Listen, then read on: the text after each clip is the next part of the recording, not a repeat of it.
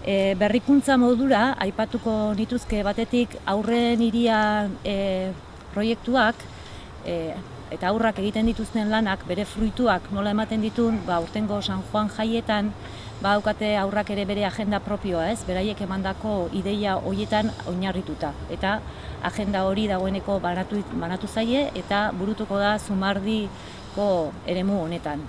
Eta baita ere, beste berrikuntza nagusi bat da, beraiek proposatuta su txiki bat antolatzea. Eta aurten, lehenengo aldiz Tolosako San Juan jaietan, Plaza Zaharrian izango da aurrentzako su txikia.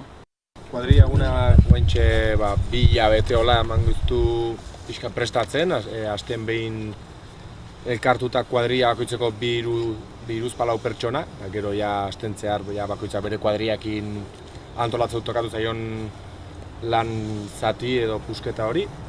Horten, olatzek esan duen bezala 1500 pertsona egongo geha, dena saldu da eta dena lehenengo gunen saldu zen. Musikai ugari izango dugu, txaranga, bertsolariak, txistulariek, musika banda, eta hainbat talde. Gero aurrentzat eta gaztentzat ere hainbat gauza bat daude, erraldoiak eta burundiak, puzgarriak, xexenak, poniak, aur ikuskizunak, eta parkur eta afrikar dantzen tailerrak ere badaude. Urten tokatzen zait kapitain guztien ordezkari bezala, generala edo, ez? Eta horri begira, gu ere kuadrilla eguneko bezala amazkigu 2 hilabete guzti antolatzen. Eta aurten ere aldaketa txiki batzuk badauzkagu, ez? Toki aldaketa batzuk eta kapitain berriak, 2 kapitain berri sartu dira adibidez. Eta hori ikusiko dugu zein izango da sorpresa San Juan egunean. Aurten ez da ez kanpaina jarri dugu martxan. Kanpainak emakumezkoen eta gizonezkoen berdintasunaren alde sentsibilizatzea du helburu. Eta bereziki jai giroan ematen diren eraso sexistaren aurka prebenitzea. Beraz, emakumeek eta gizonek festaz berdin gozatzea.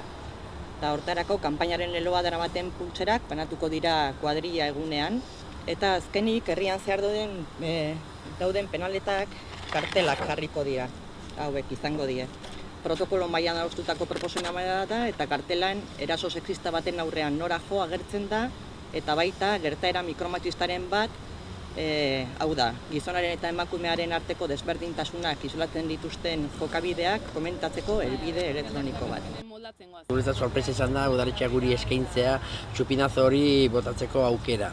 Eskertzen dugu udaletxeak ematen digun aukera hori, eskertzen dugu ere herriak eman digun babesa denbora guzti hortan, eskertzen dugu gure kirolarekin duten esforzoa eta gure entrenatzaiekin duten esforzoa.